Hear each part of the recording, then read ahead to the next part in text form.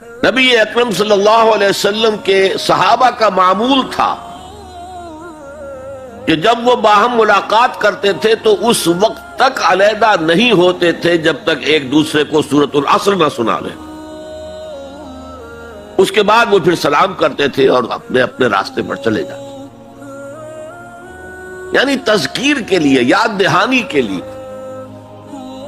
ہدایت کے جملہ مراحل کو واضح کرنے کے لیے ایک ایک لفظ میں یہ سورہ مبارکہ جو ہے واقعتاً اسی کی مثال ہے کہ سمندر کو کوزے میں بند کر دیا. ایک اعتبار سے یوں بھی کہا جا سکتا ہے کہ یہ قرآن حکیم کے مضامین کا انڈیکس ہے. قرآن میں کچھ تاریخی واقعات بیان ہوئے ہیں، کچھ ازل کی باتیں بتائی گئیں، آدم کی تخلیق کا مرحلہ بتایا گیا، آدم و ابلیس کا قصہ بیان کیا گیا، پھر بہت سے انبیاء کے حالات بیان کیے گئے، پھر ہمیں آخرت کی خبریں دی گئیں. ان سب کی طرف اشارہ ہو گیا والعصر، زمانہ گواہ ہے. ان الانسان لفی خسر الا الذین آمنوا. اب یہ ایک بہت بڑا عنوان ہے قرآن کے مضامین کا، بہت جامع عنوان. آمنوا، کن کن چیزوں پر ایمان، کس انداز میں ایمان، یہ تشریح قرآن میں ملے گی آپ کو مکی صورتوں کے اندر. وعملوا الصالحات، تیسرا مضمون کیا ہے؟ اچھے اعمال، صالح اعمال.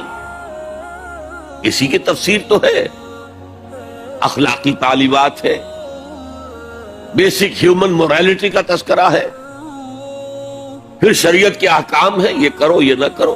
یہ سب کیا ہے؟ عمل صالح کی تفسیر ہے. وتواصوا بالحق، یہ کیا ہے؟ یہ مختلف عنوانات سے قرآن مجید میں مضمون آیا. کہیں اس کو کہا گیا امر بالمعروف نہی عن المنکر، کہیں سے کہا گیا ادعو الی سبیل ربک، اور اس کے اوپر مفصل مضامین ہے. اور وتواصوا بالصبر، مدنی صورتوں میں جبکہ جنگیں ہو رہی تھیں تو صبر کی جو تلقین آئی ہے جس طرح سے آئی ہے وہ آپ کے علم میں، تو یہی تو مضامین ہے نا قرآن کے. تو گویا کہ سورۃ العصر جو ہے مضامین قرآن کا ایک جامع انڈیکس ہے. چوتھی بات یہ نوٹ کر لیجئے کہ یہ کلام انتہائی مؤکد ہے، نہایت تاکیدی ہے. پہلے تو اللہ قسم کھا رہا ہے، اللہ بغیر قسم کھائے بھی کوئی بات کہے تو مستند ہے ان کا فرمایا ہوا، لیکن تاکید کے لیے والعصر، زمانے کی قسم کھائی. ان الانسان لفی خسر، ان تاکید کے لیے، لفی لام پھر تاکید کے لیے، خسرن تفخیم کے لیے، معمولی خسارہ نہیں، 1000 2000 لاکھ 2 لاکھ کروڑ 2 کروڑ کا خسارہ نہیں، بہت بڑا خسارہ. تاکید کی انتہا ہے. یہ 4 باتیں نوٹ کرنے کے بعد اب ذرا اس کا ترجمہ اور اس کا انالیسس دیکھیے. آیتیں 3 ہیں، والعصر، زمانے کی قسم ہے. یہ کلام مفید نہیں بنتا، اس سے کوئی معنی سمجھ میں نہیں آتے جب تک یہ معلوم نہ ہو کہ کس بات پر قسم کھائی جا رہی ہے. لہذا بات بنے گی والعصر ان الانسان لفی خسر. اب یہ کلام مفید ہے، اس کے معنی سمجھ میں آ گئے. اسی طرح تیسری آیت کے کوئی معنی نہیں بنتے جب تک کہ دوسری آیت کے ساتھ نہ جڑے. الا الذین آمنوا وعملوا الصالحات وتواصوا بالحق وتواصوا بالصبر، سوائے ان کے جو ایمان لائے اور جنہوں نے نیک عمل کیے، جنہوں نے حق کی وصیت کی اور جنہوں نے صبر کی وقت تاکید کی. یہ اللہ سے کلام شروع ہو رہا ہے تو یہ تو مستثنا ہے نا. مستثنا من ہو کیا ہے، کس سے مستثنا کیا جا رہا ہے؟ دوسری آیت کے ساتھ جوڑیں گے تو معلوم ہوگا کہ ہاں اب یہ کلام مفید ہے. ان الانسان لفی خسر الا الذین آمنوا وعملوا الصالحات وتواصوا بالحق وتواصوا بالصبر. اس سے کیا بات سامنے آئی؟ انگریزی میں جب آپ انالیسس کرتے ہیں کمپلیکس سینٹنس کا تو اس کا پرنسپل کلوز ایک ہوتا ہے. پرنسپل کلوز کیا ہے؟ ان الانسان لفی خسر. یہ اپنی جگہ ایک مکمل جملہ ہے، مکمل مفہوم کا حامل ہے. اگرچہ پہلی آیت بھی اسی کے ساتھ جڑ جائے گی، تیسری بھی جڑ جائے گی، اور یہ تینوں مل کر بھی ایک جملہ بنتے ہیں. زمانے کی قسم ہے تمام انسان بڑے شدید گھاٹے میں ہیں سوائے ان کے جو ایمان لائے اور جنہوں نے نیک عمل کیے اور جنہوں نے حق کی وصیت کی اور جنہوں نے صبر کی وصیت کی. اب ذرا اس جملے کو اپنے ذہن اور شعور کی سطح پر لکھ لیجئے یا لوح قلب پر کندہ کر لیجئے. زمانے کی قسم ہے تمام انسان خسارے میں ہیں، گھاٹے میں ہیں، سوائے ان کے جو ایمان لائے اور جنہوں نے نیک عمل کیے اور جنہوں نے ایک دوسرے کو حق کی وصیت کی اور جنہوں نے صبر کی وصیت. اس جملے کو بار بار پڑھیے، بار بار پڑھیے، بار بار پڑھیے اور پھر کچھ نتیجے نکالیے. اس جملے میں کامیابی اور ناکامی کا ایک معیار ہمارے سامنے آ رہا ہے. جو ہمارے عام طور پر ذہنوں میں معیارات قائم ہیں کامیابی کے، ان سے بالکل مختلف. ہم کسے کامیابی سمجھتے ہیں؟ جو زیادہ دولت مند ہے زیادہ کامیاب ہے، جس کی جائیداد زیادہ ہے زیادہ کامیاب ہے، جس کی تجارت بہت پھیلی ہوئی ہے زیادہ کامیاب ہے، جس کے پاس عہدہ بہت بڑا ہے زیادہ کامیاب ہے. کامیابی تو ان چار چیزوں سے متعلق ہے: ایمان، عمل صالح، تواصی بالحق، تواصی بالصبر. یہ ہیں تو کامیابی ہے، یہ نہیں ہے تو کوئی کامیابی نہیں. آپ کو سلطنت عرضی مل جائے کوئی کامیابی نہیں، دنیا بھر کی نعمتیں مل جائے کوئی کامیابی نہیں، جب تک کہ یہ چار چیزیں موجود نہ ہوں: ایمان اور عمل صالح اور تواصی بالحق اور تواصی بالصبر. اور اگر یہ چار چیزیں حاصل ہوں تو چاہے کوئی آپ کو جانتا بھی نہ ہو، چاہے آپ کسی کٹیا میں رہتے ہو، کوئی محل نہ ہو آپ کے پاس،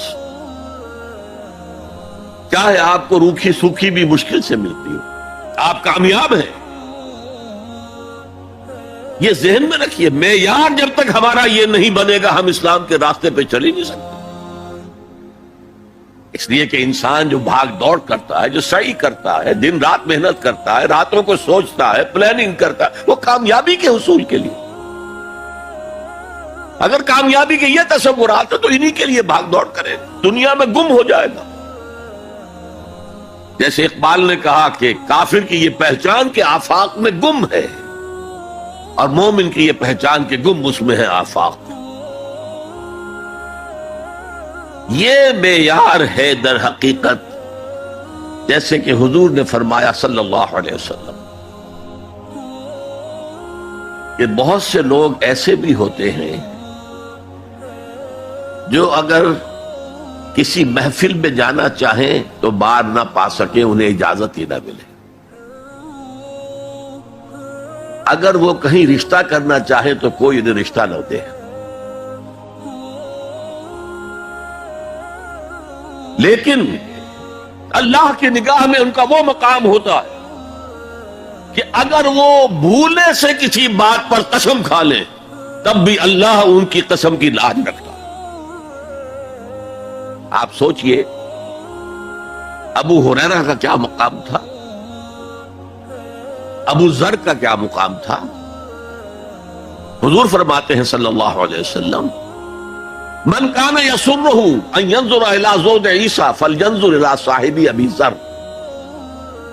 جس شخص کو اس سے خوشی حاصل ہوتی ہو کہ حضرت عیسیٰ کا زہد اپنی آنکھوں سے دیکھے تو میرے اس ساتھی، میرے اس دوست ابو ذر کو دیکھ لے.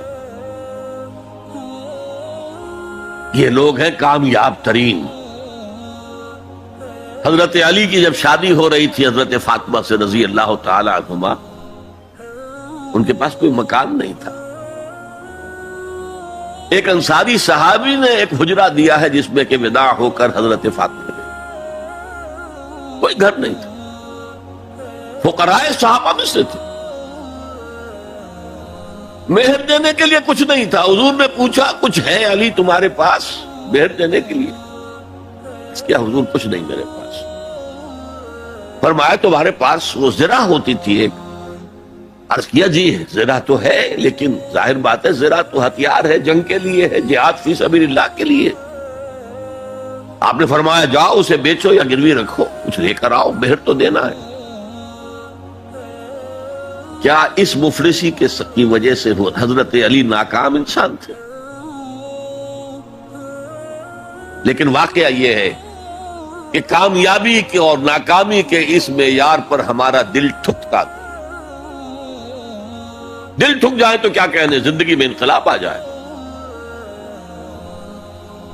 میں جو بات کہہ رہا ہوں دل گواہی دے گا کہ صحیح ہے، لیکن برا نہ مانے تو میں عرض کروں گا، قرآن مجید میں ایک آیت آئی ہے کہ اے محمد جو کچھ آپ کہہ رہے ہیں صلی اللہ علیہ وسلم، کوئی بات لگتی تو ٹھیک ہے،